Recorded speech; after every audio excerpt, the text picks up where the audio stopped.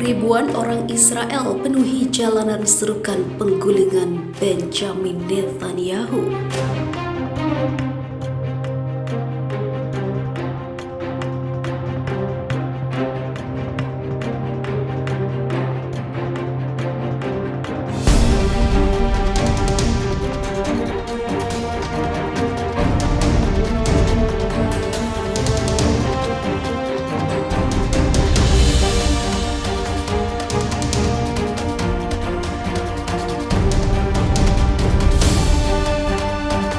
Warga Zionis dalam kerusuhan. Ribuan orang Israel penuhi jalanan ajukan protes di luar kediaman resmi Perdana Menteri Benjamin Netanyahu. Para demonstran menyerukan penggulingan Benjamin Netanyahu menjelang pemilihan parlemen pada Selasa 23 Maret 2021. Aksi protes yang terjadi setiap minggu terhadap Benjamin Netanyahu telah berlangsung selama 9 bulan. Namun para pengunjuk rasa telah kehilangan kekuatan dalam beberapa bulan terakhir karena cuaca musim dingin dan setelah pemilihan awal diumumkan. Tepatnya pada bulan Desember 2020 lalu, unjuk rasa pada Sabtu 20 Maret 2021 malam di Yerusalem Tengah adalah aksi yang terbesar dalam beberapa bulan ini. Gerakan protes itu terjadi sebagai bentuk ketidakpercayaan masyarakat terhadap Benjamin Netanyahu. Mereka menilai dia tidak bisa menjabat sebagai Perdana Menteri saat tengah diadili karena berbagai tuduhan korupsi. Di sisi lain, banyak juga para demonstran yang keberatan dengan penanganannya terhadap krisis COVID-19. Jajak pendapat memperkirakan pemilihan akan berjalan secara ketat pada Selasa 23 Maret 2021 mendatang. Benjamin Netanyahu serta sekutu agama dan nasionalisnya berjuang untuk mendapatkan mayoritas kursi di 120 anggota Knesset atau parlemen.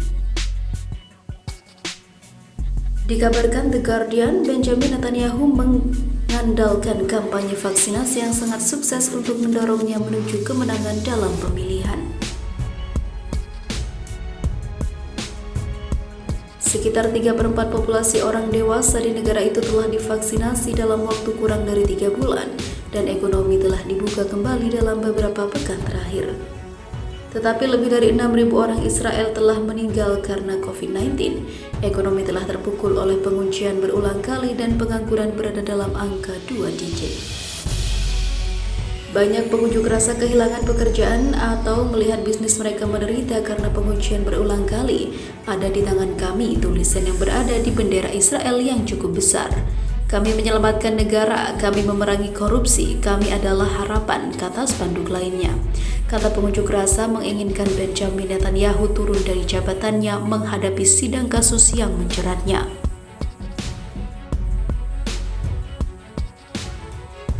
Di sisi lain, pejabat Turki mengatakan Ankara tak butuh izin Amerika Serikat untuk gunakan sistem rudal S-400 Rusia. Juru bicara Komite Pertahanan Parlemen Turki, Murat Baybatur, mengatakan Ankara tidak memerlukan izin Amerika Serikat atau siapapun untuk menggunakan sistem pertahanan rudal S-400 beruang merah yang dibelinya. Penegasan sikap Ankara itu sebagai respon atas komentar Duta Besar Amerika Serikat untuk Turki David Satterfield yang mengatakan kepada BBC Turks bahwa satu-satunya cara untuk menyelesaikan perselisihan Ankara-Washington adalah S-400 adalah dengan mengabaikan penggunaan senjata pertahanan itu oleh Turki. Turki mengambil keputusannya sendiri dan kami tidak meminta izin baik dari Amerika maupun dari siapapun dalam hal ini, kata Baybatur pada hari Jumat yang dilansir dari Sputnik News pada Sabtu 20 Maret 2021. Dia menunjukkan bahwa Turki telah membuat keputusan tentang S-400 sejak lama dan tidak akan mundur darinya. Kami menegaskan di setiap forum kesediaan kami untuk menjalin hubungan baik dengan Amerika Serikat. Tetapi ketika subjek terkait dengan hak kami atas kedaulatan, itu adalah tugas kami untuk melakukan apa yang diperlukan untuk melindungi hak kami, kata pejabat itu. Baybatur menambahkan bahwa kontak pada baris S-400 antara Kementerian Pertahanan dan Luar Negeri kedua negara sedang berlangsung dan peta jalan akan diklarifikasi dalam beberapa hari mendatang. Amerika Serikat bersikeras bahwa sistem S-400 tidak kompatibel dengan program jet tempur siluman F-35 Amerika Serikat, serta sistem NATO lainnya. Menurut Washington, Rusia diduga dapat menggunakan sistem tersebut untuk mengumpulkan informasi tentang kemampuan canggih pesawat Amerika Serikat. Ankara sebaliknya mengatakan bahwa sistem pertahanan udara itu tidak akan membahayakan keamanan NATO karena tidak akan diintegrasikan ke dalam sistem aliansi. Presiden Turki Recep Tayyip Erdogan juga telah menyatakan bahwa pembelian pertahanan udara S-400 adalah masalah kedaulatan Ankara dan tidak akan meminta izin Washington untuk menerima sistem S-400 baru dari Rusia. Pada Desember 2020, pemerintah Trump menjatuhkan sanksi terhadap Ankara di bawah Undang-Undang Melawan Musuh Amerika melalui sanksi CAATSA. Sanksi tersebut menargetkan 4 afiliasi presidensi industri pertahanan Turki, termasuk kepalanya Ismail Demir. Belakangan, sekarang Menteri Negeri Amerika Serikat Antony Blinken berjanji untuk melihat dampak dari sanksi yang ada dan menentukan apakah masih ada lagi yang perlu dilakukan. Pembelian sistem pertahanan udara Rusia dan Ankara telah menjadi titik pertikaian dalam hubungan Amerika Serikat-Turki sejak Juli 2019. Washington menuntut agar Ankara menolak kesepakatan itu, mengancam akan membatalkan pengiriman pesawat tempur F-35. Ankara sejauh ini mencoba desakan Amerika, bahkan rela menghadapi sanksi pada sektor pertahanannya yang diberlakukan Amerika Serikat pada bulan Desember, dan juga sedang merundingkan pengiriman gelombang kedua S-400 Rusia. Sementara itu, akal bulus Israel terkuak. Sejak 2019 sudah pepet kapal-kapal Iran yang menjual minyak bumi ke Suriah yang direncanakan mata-mata Israel libatkan angkatan lautnya. Akhirnya, Iran menggempur kapal Israel duluan. Timur Tengah kembali dihantam oleh ketegangan mengerikan antara Israel versus Iran.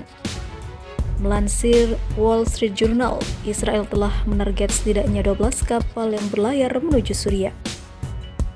Sebagian besar kapal itu membawa minyak dari Iran. Di tengah kekhawatiran untung dari penjualan minyak menjadi dana bagi aktivitas ekstremisme di Timur Tengah.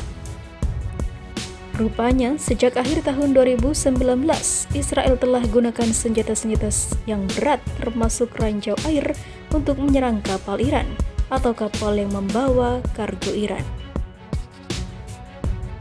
Kapal-kapal itu berlayar menuju Suriah di Laut Merah dan di wilayah lain di sekitarnya. Diketahui Iran telah melanjutkan perdagangan minyaknya dengan Suriah. Mereka mengirimkan jutaan barel mengabaikan sanksi Amerika Serikat terhadap Iran dan sanksi internasional terhadap Suriah.